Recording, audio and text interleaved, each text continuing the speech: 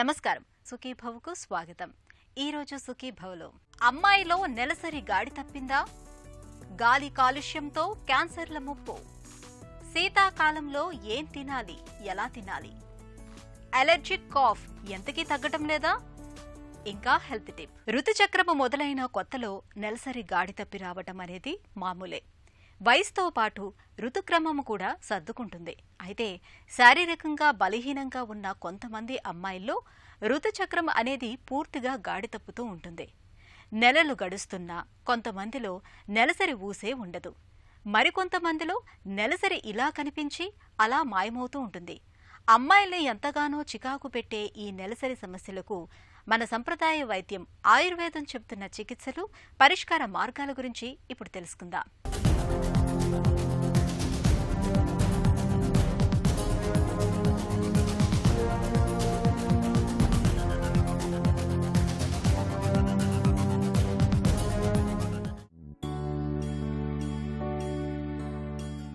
కౌమారంలో మొదలై 50 వసంతాల వరకు కొనసాగే ఋతుచక్రం కొంతమందిలో ఎలాంటి ఒడిదుడుకులు లేకుండా సాఫీగా సాగిపోతే, మరికొంతమందిలో మాత్రం గాడి తప్పుతుంటుంది.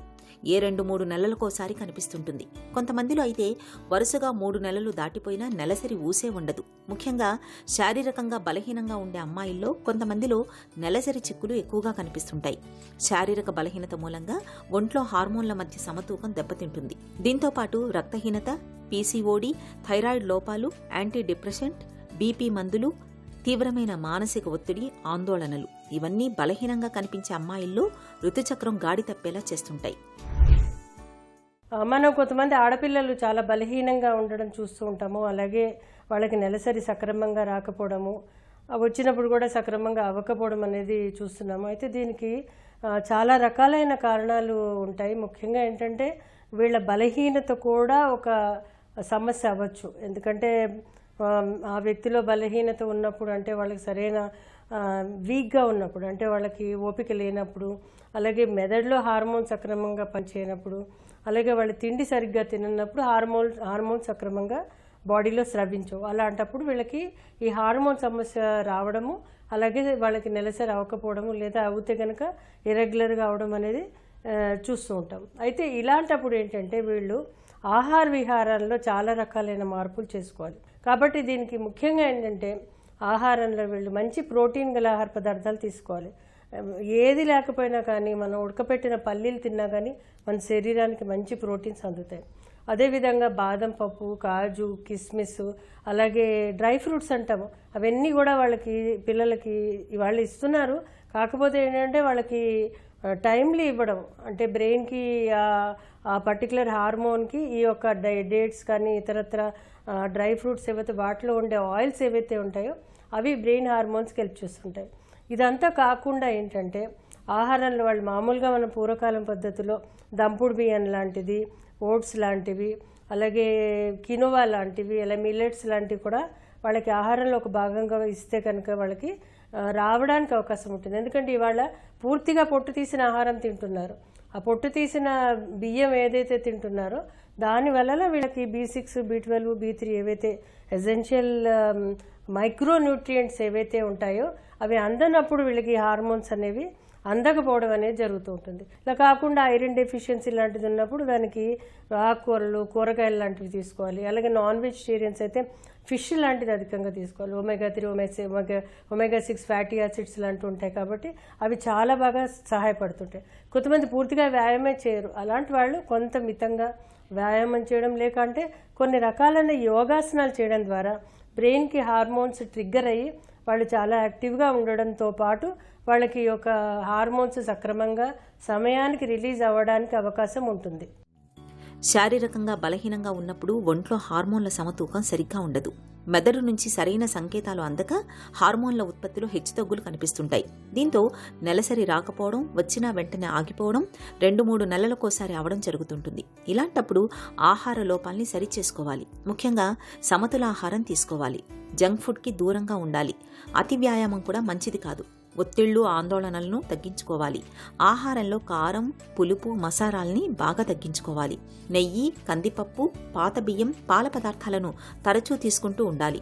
అరటి, దానిమ్మ, ఉసిరి వంటి పళ్లతో పాటు ఖర్జూరం వంటి డ్రై ఫ్రూట్స్ని తరచూ తీసుకోవాలి. కరివేపాకు, సొంఠి, నువ్వులు, ఇంగువల్ని ఎక్కువగా తీసుకోవాలి. ఘాటైన మసాలా ద్రవ్యాలను అధికంగా తీసుకోవటం మేలు చేస్తుంది. నిత్యం ఈత, స్కిప్పింగ్ వంటి వ్యాయామాలు, వక్రాసనం వంటి యోగాసనాలు సాధన చేయటం మంచిది. చిట్కాల విషయానికి వచ్చేసరికి చాలా మటుకు ఏంటంటే వాళ్ళ శరీరాన్ని బట్టి, వాళ్ళకి వచ్చే పద్ధతిని బట్టి, వాళ్ళ యొక్క పూర్వపు హిస్టరీని బట్టి కూడా ఉంటుంది.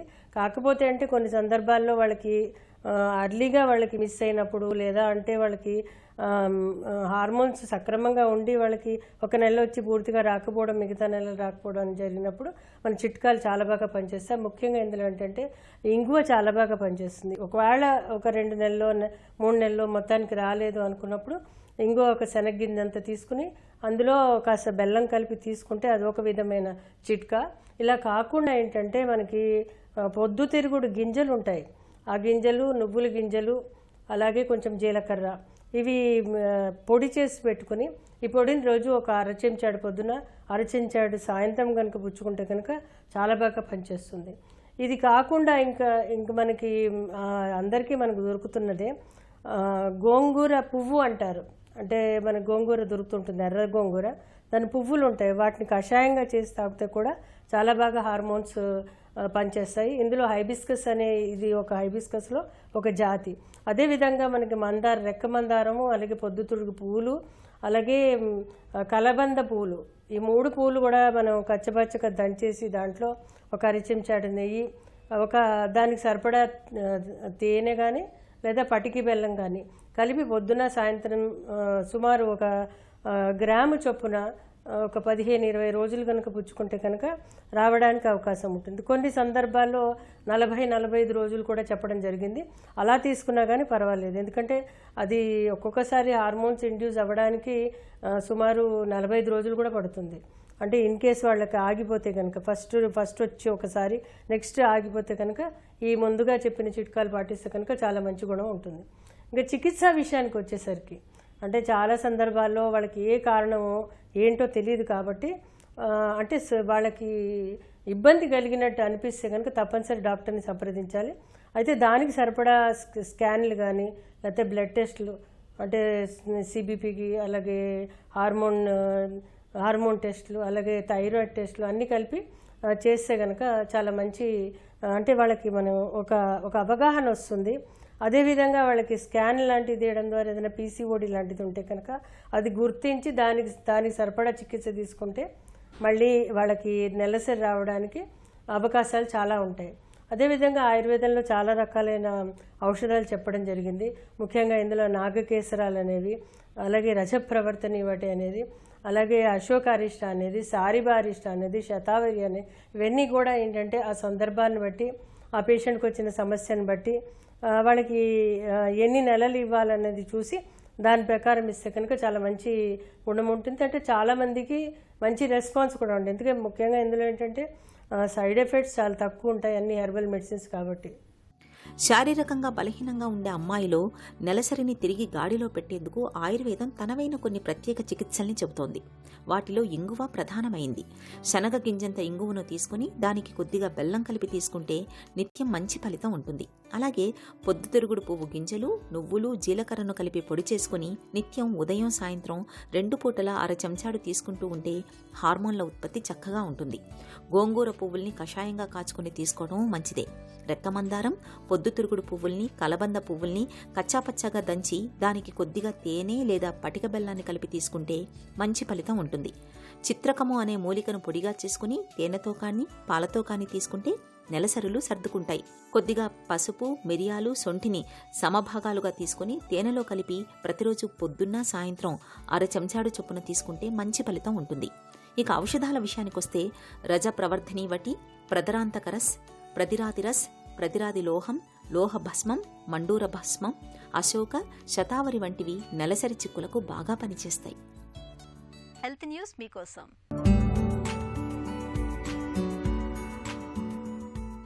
మన దేశంలో క్యాన్సర్ల బారిన పడుతున్న వారి సంఖ్య ఏటేటా పెరుగుతుంది. ప్రతి సంవత్సరం కొత్తగా 14 లక్షల కేసులు నమోదవుతున్నాయని, సుమారు 9 లక్షల మంది మరణిస్తున్నారని ఒక అంచనా. ఇందుకు మారుతున్న జీవనశైలి కీలక పాత్ర పోషిస్తున్నప్పటికీ గాలి కాలుష్యం వంటి పర్యావరణ అంశాలు కూడా గణనీయంగా దోహదం చేస్తున్నాయి. గాలి కాలుష్యంతో ముఖ్యంగా సూక్ష్మనుసి ప్రభావానికి ఊపిరితిత్తుల క్యాన్సర్లు, రొమ్ము క్యాన్సర్ల ముప్పు పెరగటానికి సంబంధం ఉంటున్నట్లు పరిశోధనలు సూచిస్తున్నాయి. దీంతో క్యాన్సర్ మరణాలు కూడా ఎక్కువగా ఉంటున్నాయి. ఆరుబయట వాయు కాలుష్యం మూలంగా కొందరిలో మూత్రాశయం, ప్రోస్టేట్, రక్త క్యాన్సర్ల ముప్పు కూడా బాగా పెరుగుతోంది. మన దేశంలో వాహనాలు, పరిశ్రమలు, కలప వంటివి మండించడమే గాలి కాలుష్యానికి దారితీస్తున్నాయి.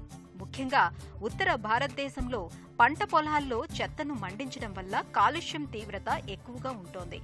కాలుష్యం నుంచి వెలువడే పొగలో benzene, formaldehyde, polycyclic aromatic hydrocarbons వంటి క్యాన్సర్ కారకాలు ఉంటున్నాయి. దీర్ఘకాలం వీటి ప్రభావానికి లోనైనప్పుడు మన శరీర కణజాలంలో మార్పులు సంభవిస్తాయి. ఇవి చివరకు క్యాన్సర్గా పరిణమిస్తాయి. గాలి కాలుష్యంలో PM2.5 కూడా పెద్ద ముప్పు కారకమే.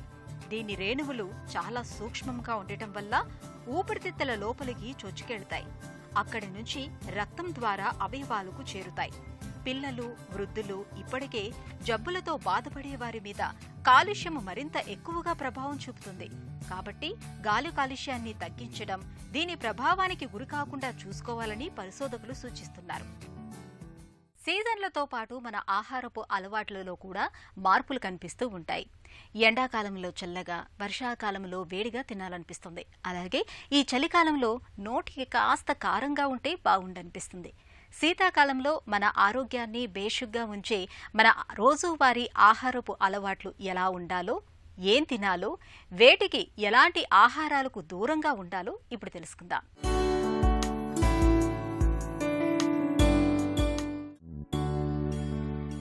వణికించే చలికాలంలో ఉదయం పూట వేడిగా ఉండే ఓట్మీల్తో తయారు చేసిన ఐటమ్స్ తీసుకోండి.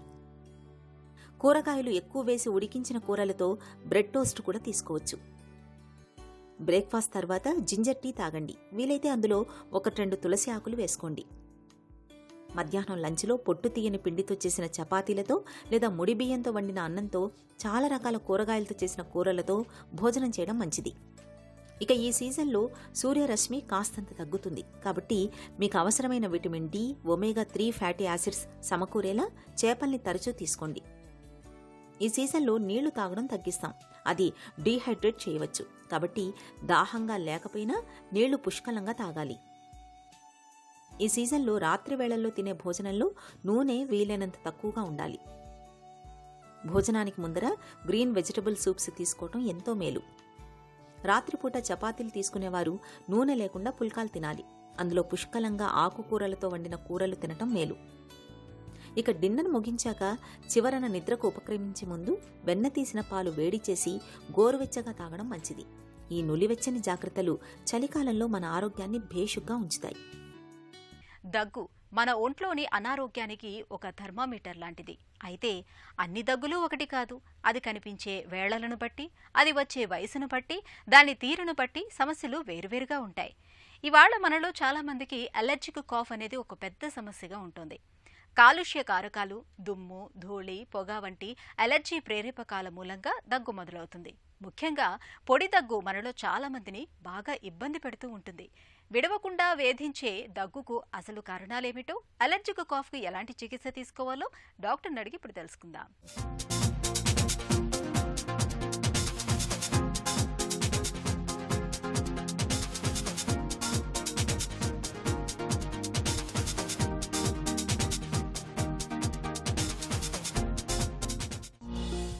ఎలర్జిక్ కాఫ్ అంటే ఏంటి?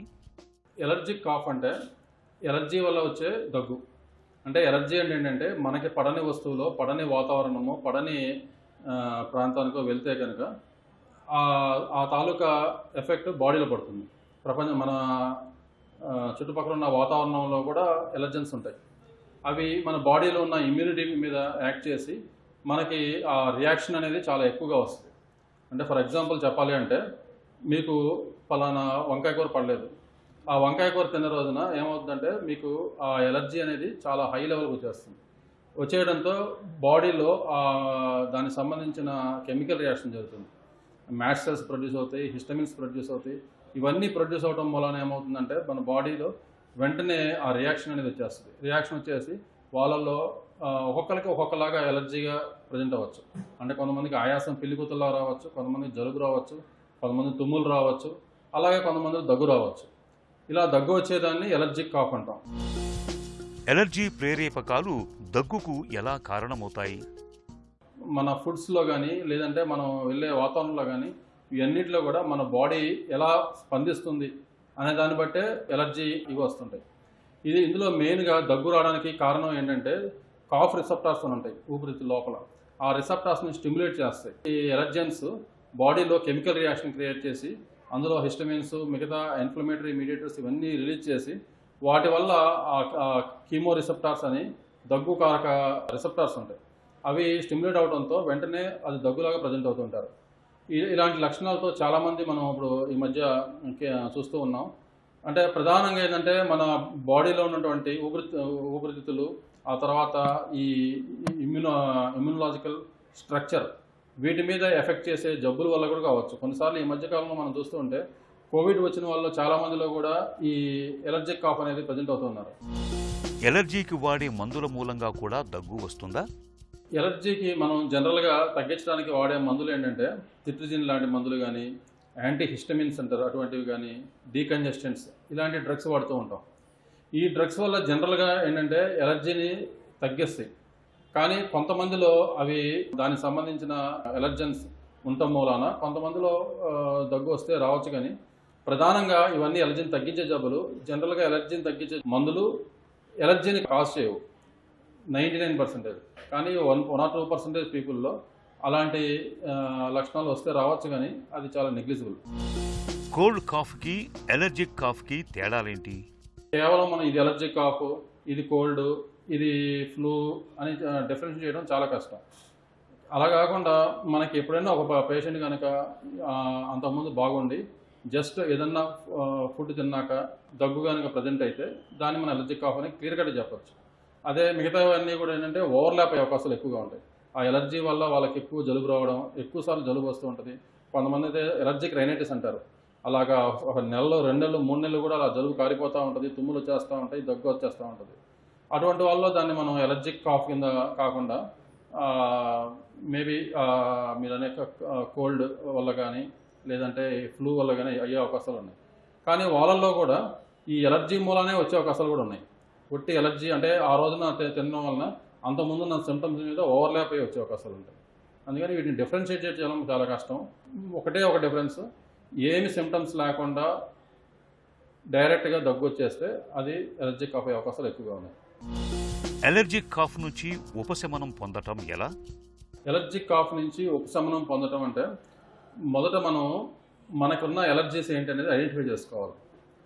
ఏం ఎలర్జీస్ ఏం తింటే వస్తుంది, ఒక చిన్న పుస్తకం లాంటిది పెట్టుకొని 3 నెలల పాటు స్టడీ చేస్తే, ఒక బుక్ పెట్టేసి మనకి ఏ రకమైనటువంటి ఎలర్జీస్ ఉన్నాయి అనేది మనం తెలుసుకోగలుగుతాం. అట్లాగే డస్ట్లోకి వెళ్తే వస్తుందా, ఇంట్లో మనం వాడే దుప్పట్ల వల్ల కూడా వచ్చే అవకాశం ఉంటుంది. అలాగే మస్కిటో లిక్విడ్స్ వల్ల వస్తుంది, మనం వాడే పర్ఫ్యూమ్స్ వల్ల వస్తాయి.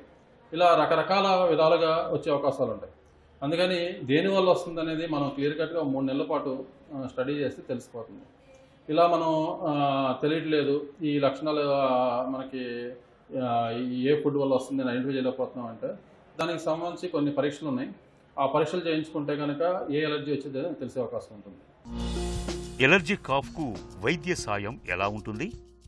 ఎలర్జిక్ కాఫ్కి వైద్య సహాయం అంటే ఆ ఎలర్జీని తగ్గించడానికి వాడే మందులు వాడతాము మరి ముఖ్యంగా. రెండవది ఆ ఎలర్జీని దూరం చేయడానికి హిస్టరీ మొత్తం తీసుకొని ఆ చుట్టుపక్కల సరౌండింగ్ అట్మాస్ఫియర్ ఏంటి అంటే, సపోజ్ వేరే ఊరు నుంచి ఇంకో ఊరికి వచ్చాడు, అక్కడ దగ్గు వచ్చింది. ఆ ఊరిలో అంత ముందు వరకు అంత బాగుండి ఆ ఊర్లోకి వచ్చినాక అలా వచ్చింది అంటే మీనింగ్ ఏంటంటే ఇక్కడ సంథింగ్ ఏదో పడని వాతావరణము, పడని ఏదో ఉండొచ్చు. ఎప్పుడు కూడా ఎలర్జీకి సంబంధించి ఏంటంటే ట్రీట్మెంట్ కన్నా కూడా ప్రివెన్షన్ అంటే మన ఐడెంటిఫికేషన్ ఆఫ్ ది ఎలర్జన్ని ఐడెంటిఫై చేసుకోవడం, దాన్ని ఎలా ప్రివెంట్ చేయాలో చూసుకోవాలి. ఆల్రెడీ వస్తూ ఉంటే కనుక మనకి మోంటలికాస్ లివోసిట్రిజిన్ టాబ్లెట్స్ ఇవన్నీ జనరల్గా ఆ సిమ్టమ్స్ని తగ్గించే అవకాశం ఉంటుంది. ఆ ఎలర్జీ కనుక కొంచెం ఇంకా సివియర్గా వెళ్ళిపోతే ఒక షార్ట్ కోర్స్ స్టెరాయిడ్ థెరపీ ఇచ్చే అవకాశం ఉంటుంది. ఇలా కాకుండా ఇప్పుడు లేటెస్ట్గా ట్రీట్మెంట్స్ చూసుకుంటే ఇమ్యూనోథెరపీ అని వచ్చింది. ఇమ్యూనోథెరపీ కూడా చేసే అవకాశం ఉంది. ఆ ఇమ్యునోథెరపీ ఏంటంటే ఎలర్జెన్స్ కనుక తక్కువ ఎలర్జెన్స్ ఉంటే వాటికి మనం ట్రీట్మెంట్ చేసే అవకాశం ఉంటుంది. అంటే 1 ఎలర్జీలో 2 ఎలర్జీలో 3 ఎలర్జీలో ఉంటే ఆ ఎలర్జీలకు సంబంధించి యాంటీ ఎలర్జెన్ మనం ఇచ్చే షార్ట్స్ ఉంటాయి. 2 సంవత్సరాల పాటు నెలకు ఒకటి చొప్పున సబ్క్యూటనస్ కానీ సబ్లింగువల్ కానీ ఇస్తూ ఉంటారు. ఇలా ఇచ్చేసి వాళ్ళకి ఆ ఎలర్జీ నుంచి పూర్తిగా కంప్లీట్గా వాళ్ళని ట్రీట్ చేసే అవకాశం ఉంటుంది. అలా కాకుండా మామూలుగా మన సిమ్టమ్స్ వచ్చినప్పుడు ఆ సిమ్టమ్స్ తగ్గించుకోవడానికి ఒక సిట్రిజిన్ లాంటి ట్యాబ్లెట్స్ ఇలాంటివి వాడే అవకాశం ఉంది. ఎలర్జిక్ కాఫ్ను నివారించుకోవటం ఎలా? ఎలర్జీ కాఫ్ని ఇప్పటివరకు నేను చెప్పిన విధంగా ఎలర్జీ కాఫ్ అనేది ఎలర్జీ వల్ల వస్తుంది. ఆ ఎలర్జెన్స్ అంటే ఏంటి అనేది ఐడెంటిఫై చేసుకోవాలి. ఐడెంటిఫై చేసుకొని వాటిల్ని మనం దూరంగా ఉండటమే దానికి సొల్యూషన్. దూరంగా ఎలా ఉండాలి అంటే, ఫర్ ఎగ్జాంపుల్ మన ఇంట్లో మనకి మస్కిటో లిక్విడ్స్ వల్ల వస్తుంది. అందుకని మస్కిటో లిక్విడ్స్ పెట్టకుండా ఒక దోమతెరలు వాడటము, ఇట్లా ఆల్టర్నేటివ్ ఏమున్నాయి అనేది ఆలోచించుకుంటే కంపల్సరీగా ఎలర్జీతో మనం సాధారణ జీవితం గడిపే అవకాశం ఉంటుంది. మనకి ఏ ఎలర్జీ అనేది ఐడెంటిఫై కాకపోతే దానికి స్కిన్ ప్రిక్ టెస్ట్ అని ఉంటుంది. అంటే చర్మం మీద ఒక 30 రకాల ఎలర్జెన్స్ని చిన్న ఇంజెక్షన్ రూపంలో ఇచ్చి ఎక్కడైతే పొంగిందో వచ్చి తెలుసుకొని ఏ ఎలర్జీస్ ఉన్నాయో ఐడెంటిఫై చేసుకోవచ్చు. ఆ ఎలర్జీస్ ఈ పలానా ఎలర్జీస్ ఉన్నాయి, 4 ఎలర్జీస్ ఉన్నాయి. ఆ 4 ఎలర్జీస్ సంబంధించి మనం మన ఫుడ్లో కానీ లేదంటే మన చుట్టుపక్కల వాతావరణంలో కానీ అవన్నీ లేకుండా చూసుకుంటే చాలా వరకు అవి తగ్గే అవకాశం ఉంటుంది. వేడని దగ్గును వదిలించుకోవటానికి అలర్జీ ప్రేరేపకాలకు దూరంగా మసులుకోవటం ఒక్కటే మార్గం. ఇంట్లోనూ పరిసరాల్లోనూ కాలుష్యం, అలర్జీ కారకాలు లేకుండా చూసుకోవాలి. పెంపుడు జంతువుల్ని దూరం పెట్టడమే మేలు. దగ్గు బాధలు మరీ తీవ్రంగా ఉన్నప్పుడు డాక్టర్ పర్యవేక్షణలో కొంతకాలం పాటు మందులు వాడుకోవాలి. ఒక చిన్న చిట్కా మీకోసం. ఆస్తమా బాధితులు చలికాలంలో సూపుల్ని తరచుగా తాగటాన్ని అలవాటు చేసుకోండి. సూపుల్ని తాగటం వల్ల శ్వాస మార్గాల్లో కఫం, తెమడ పేరుకుపోకుండా ఉంటుంది. ఆస్తమా అటాక్స్ వచ్చే అవకాశాలు తగ్గుతాయి.